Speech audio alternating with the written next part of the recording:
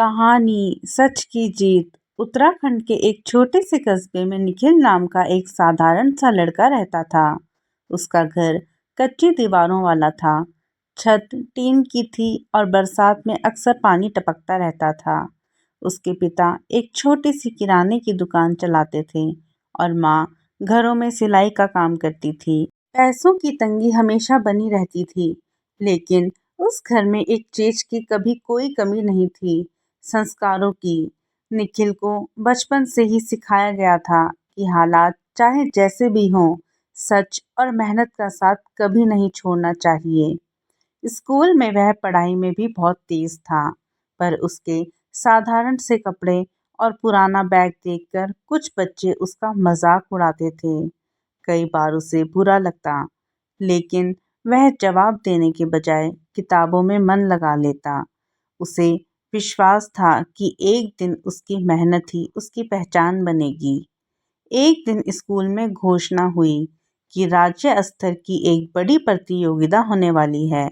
इसमें जीतने वाले छात्रों को शहर के प्रतिष्ठित विद्यालय में पढ़ने का अवसर और पूरी छात्रवृत्ति मिलेगी।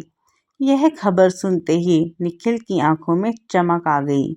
उसे लगा जैसे उसके सपनों को एक पंख मिल गए हों। उसने उसी दिन में अपनी दिनचर्या बदल दी। वह सुबह 4 बजे उठकर पढ़ाई करता, फिर स्कूल जाता, लौटकर दुकान पर पिता की मदद करता और रात को देर तक अभ्यास करता। थकान उसके शरीर में होती थी, लेकिन उसके मन में एक अडिग संकल्प था। उसी कक्षा में एक विवेक नाम का एक और छात्र था, जो संपन्न परिवार से था। उसके पास महंगी कोचिंग, नोट्स, नया लैपटॉप और हर सुविधा थी। वह भी प्रतियोगिता में भाग ले रहा था, लेकिन उसे भरोसा था कि किसी न किसी तरह वह जीत ही जाएगा। प्रतियोगिता से कुछ दिन पहले विवेक को पता चला कि प्रश्न पत्र तैयार करने वाले शिक्षक के कमरे में सुरक्षा ढीली है। लालच ने उसके मन में जगह बना ली। एक शाम वह चुपके से कार्यालय के पास गया और मोबाइल से कुछ पन्नों की तस्वीरें ले ली। उसे लगा अब जीत उसकी मुट्ठी में है। उधर निखिल को इन सब बातों की कोई खबर ही नहीं थी। वह अपनी मेहनत में लगा रहा। परीक्षा का दिन आया। हॉल में सन्नाटा था। सभी छात्र तनाव में थे। प्रश्न पत्र मिला तो निखिल ने गहरी सांस ली और एक एक सवाल ध्यान से हल करने लगा। कुछ प्रश्न कठिन थे, पर उसने हार नहीं मानी। उसने वही लिखा जो उसे आता था। दूसरी ओर विवेक आत्मविश्वास से भरा हुआ था, क्योंकि अधिकांश प्रश्न वही थे जिन्हें उसने पहले देख लिया था। कुछ दिनों बाद परिणाम घोषित हुए। पूरे स्कूल के सामने जब प्रधानाचार्य ने प्रथम स्थान का नाम लिया तो सब चौंक गए। वह नाम निखिल का ही था।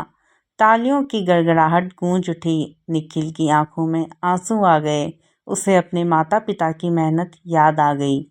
विवेक दूसरे स्थान पर था, लेकिन उसके चेहरे पर खुशी नहीं थी, बल्कि घबराहट थी।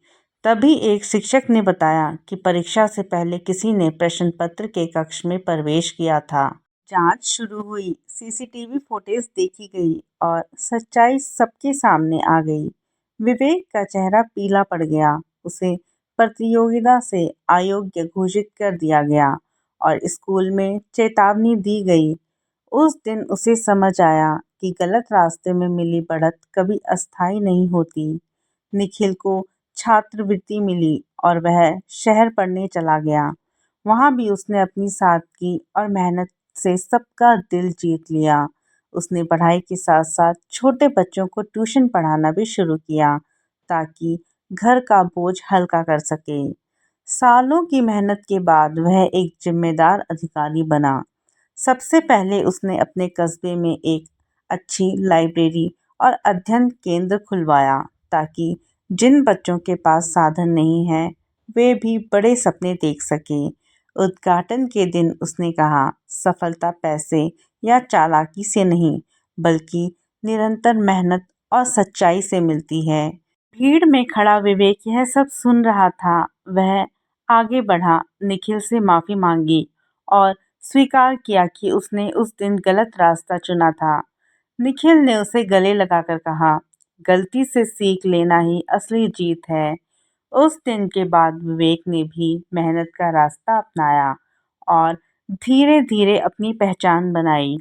कस्बे के लोग अक्सर बच्चों को यह कहानी सुनाते और कहते कि हालात चाहे कितने भी कठिन क्यों ना हो, ईमानदारी और परिश्रम हमेशा रंग लाते हैं। इस कहानी की सीख यह है कि सच्ची सफलता वही है जो सही मार्ग पर चलकर मिले, क्योंकि मेहनत से कमाई गई जीत ही जीवन भर सम्मान देती है। दोस्तों, अगर आपको ये कहानी अच्छी लगी हो तो प्लीज़ मेरे चैनल को सब्सक्राइब करें। धन्यवाद।